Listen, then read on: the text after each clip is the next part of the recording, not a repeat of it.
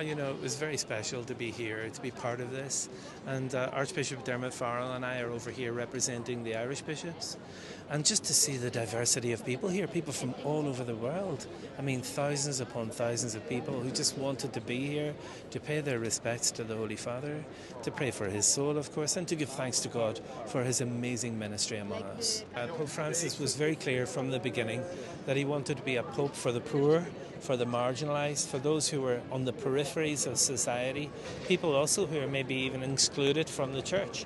He wanted to let them know, listen, Jesus loves you, God loves you, you are part of our family, you are important in our family. And then he demonstrated that. He wasn't always a pope who was a pope with a whole lot of words, but he showed by his gestures, his actions. He kissed the feet of prisoners. He went to Lampedusa.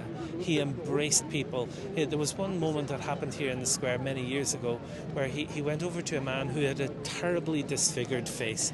And he went over and he kissed him. And I just thought about Jesus reaching out to the lepers of his time. And Pope Francis really wants to show we are all members of the human family. That's not to say that we don't have work to do.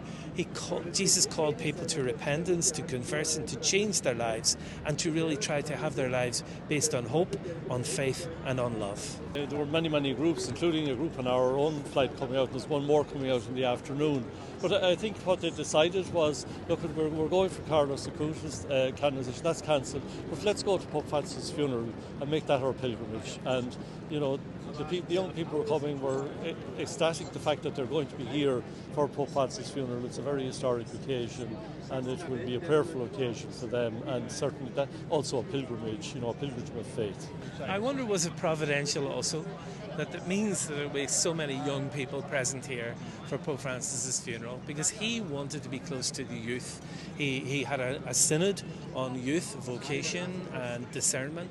He was very strong that we must be a church for the youth, for the young. It was Pope Francis who wanted to canonize Carlo Acutis. And I think there'll be another day for Carlo. Tomorrow will be Pope Francis' day, and let's hope that Carlo and Francis are sharing some time together in their eternal reward now.